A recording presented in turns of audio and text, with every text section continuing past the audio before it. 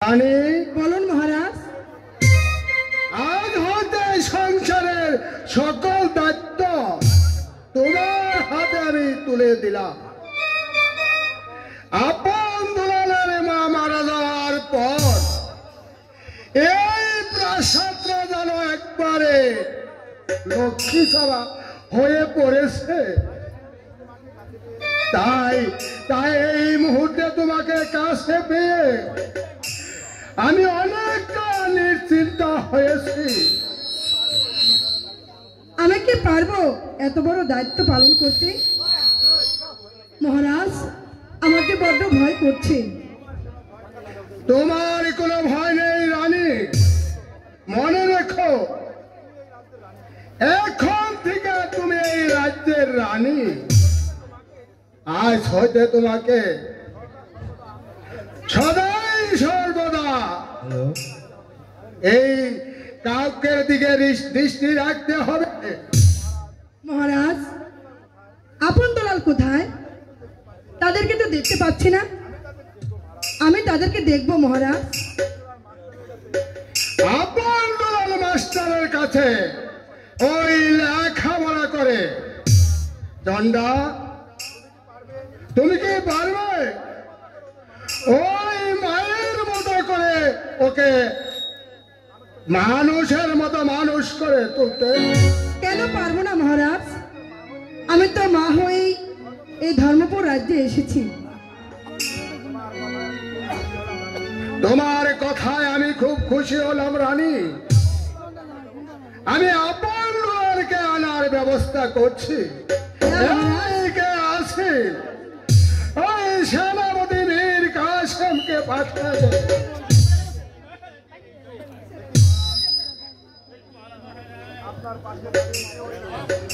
পাশে পরিবেশে রাজা আছে কে? রানী মহারাজ, আমি তো চিনতে পারলাম নাই। মীর কাসেম রানী মহারাজ, ওই শিকারে গিয়ে আমার বিষম জল পিপাসা লাগে। ওই জল পিপাসা নিবারণ করার জন্য চলে যায় অজয় রাজার বাড়ি। মহারাজ, ওখানে গিয়ে দেখি অজয় রাজার কন্যা চন্ডা দেবীর শয়ন জয় করেছে মহারাজ। সেই সঙ্গে আপনার সংবাদ ওই পুনেরি বড়টা আপনার ঘরে এসে বলল, তাই না মহারাজ? কি করবো তাই বলুন। ওই শয়নবার সবার আবিদ্যা করে ওই বিধির কি ভাই ওই চন্ডা দেবী আমার গলায় মালা পরিয়ে দিচ্ছে। তাই আমি বাধ্য হয়ে ও ভগবান, পাল্লামিলে মহারানী, আপনার ওই দেওয়া কথাগুলো আমি রক্ষা করতে পারলাম না মহারানী, আমি পারলাম না।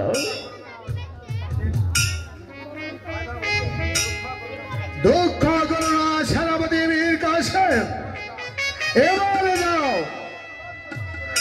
ওই আপনার দলালকে মাস্টারের বাড়ি হতে নিয়ে এসো। মহারাজ, ও সুডমা ওকে দেখতে যাচ্ছে।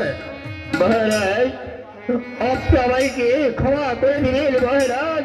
আমি পারবো না ওই অপরাধীকে ওই মাস্টারের বাড়ি থেকে আনাতে।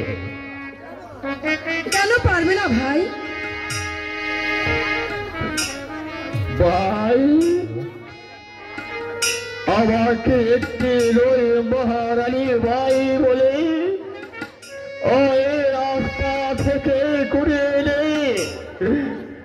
এই রাজ্যের প্রধান সেনাপতি যুক্তি দিয়েছিল। তার মৃত্যুর পূর্বেই আপন দুলালকে আমার হাতে দিয়ে বলেছিল বাইরের কাছে ওদেরকে লেখাপড়া শিখে মানুষের মতো মানুষ করবে।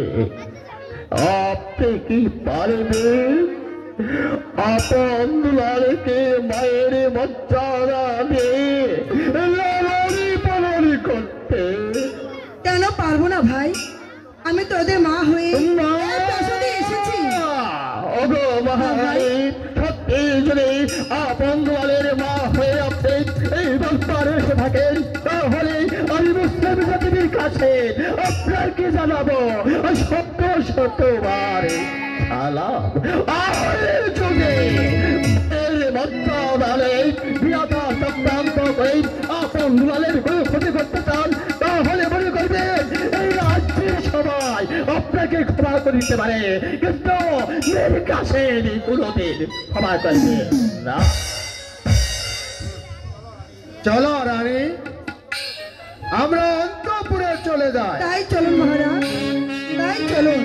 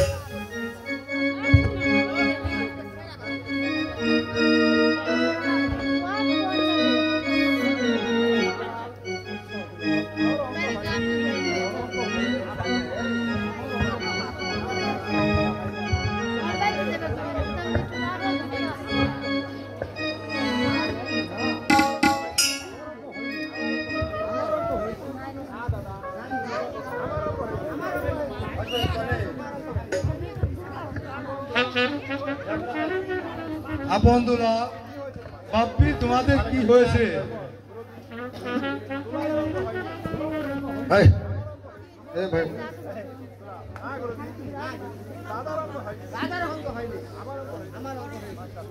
দুলাল, আপন হচ্ছে তোমার বড়।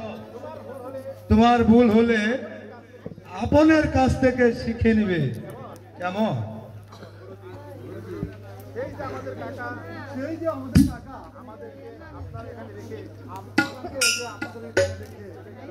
চলে গেল একটিবারের জন্য, একটু এলো না কেন? ওরে আপন, ওরে দুলাল, মীর কাসেম হয়তো ধর্মপুর রাজ্যের প্রধান সেনাপতি, তাই তাকে কাজকর্ম নিয়ে ব্যস্ত থাকতে হয়। সময়ের অভাবে হয়তো সে আসতে পারে না।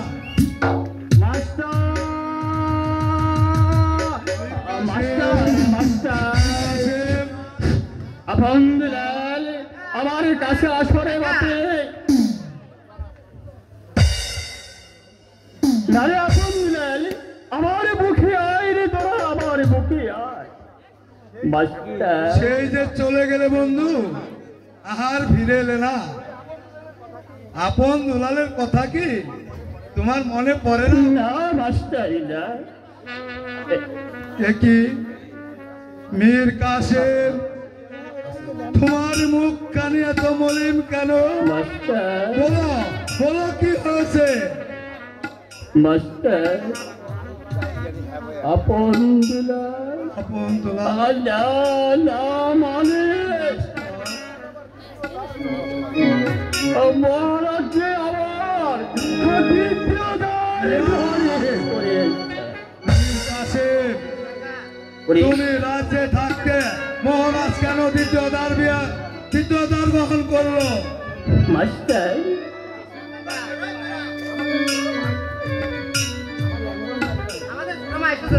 হয়ে তুলেন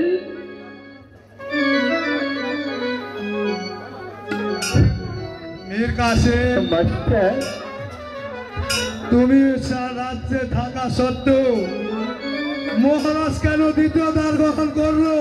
জবাব দাও। মাস্টার, আমার কিছু করার নেই মাস্টার।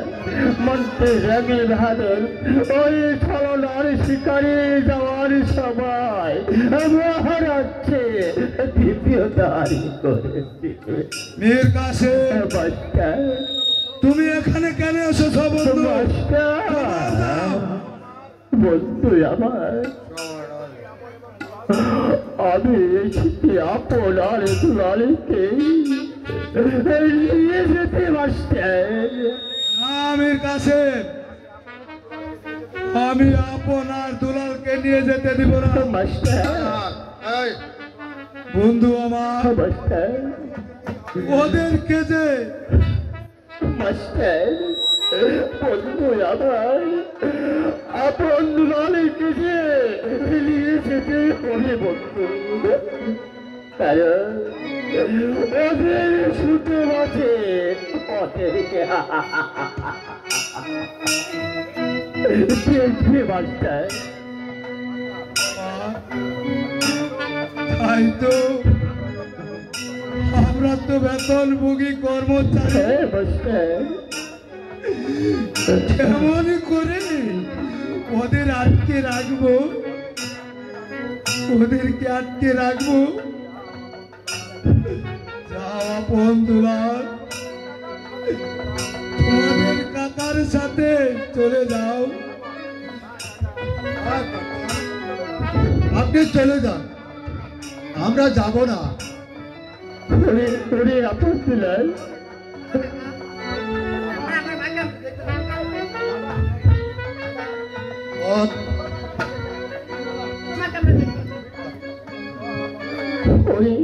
ওরে আপন দুলাল, চল আমার সাথে। তবে ছোট মাকে যে দেখতে হবে রে। এই যে হচ্ছে মহারাজের রাধে, তাদের বড়দের কাছ থেকে তারা বিদায় নিয়ে রে বাপে, তারা বিদায় নিয়ে।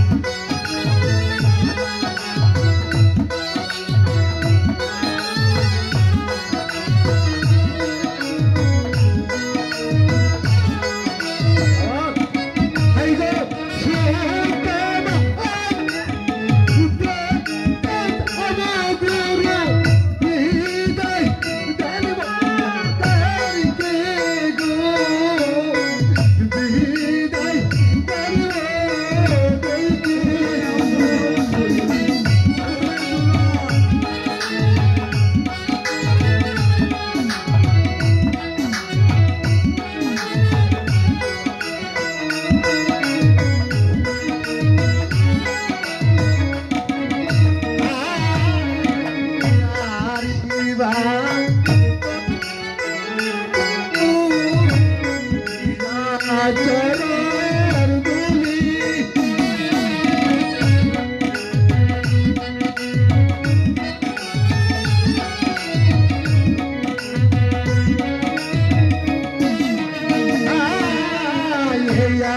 সিধা করবে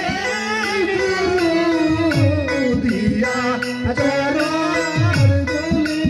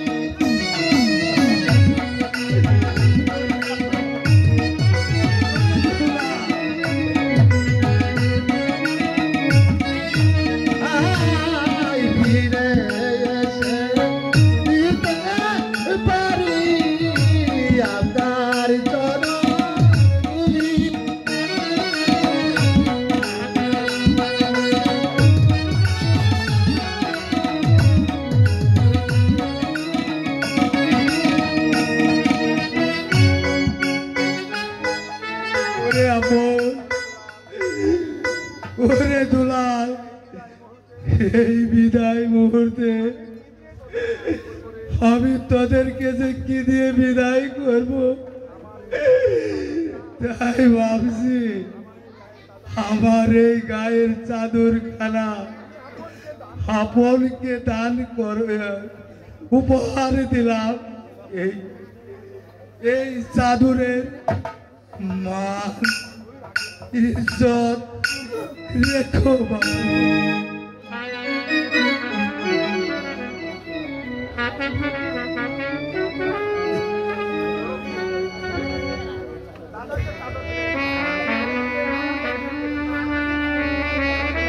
ওরে দুলাল, আপনকে দিয়েছি আমি চাদর, তোমাকে তো তুমি কিছু দেয়নি। তুমি আমার কাছে এসো বাবু। যে গুরু কোন ছাত্রদের এই উপহার দেয়নি, আমি তোমাকে সেই উপহারটাই দিব। আর তোমার কাছ থেকে ফিরে আসলে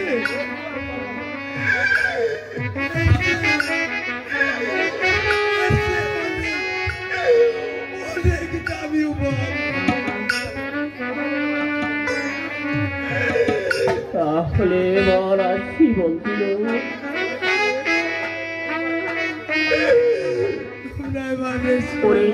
ওরে আপন দিলাম, ওরা আমার কাছে চলে আসতে বাপে।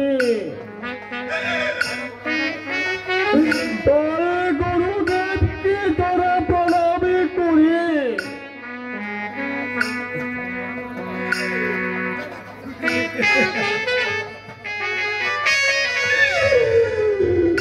ওরে দুলাল,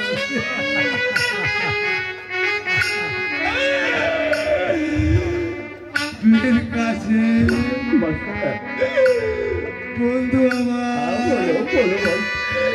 তুমি আপন দুলালকে ওর তোমার কাছ থেকে তাড়াতাড়ি নিয়ে আমার চলে আসবে বন্ধু আমার। ঠিক আছে, ঠিক আছে ভাইজান, আমি আপন দুলালকে ওই মহারানীর সঙ্গে সাক্ষাৎ করে আবার আমি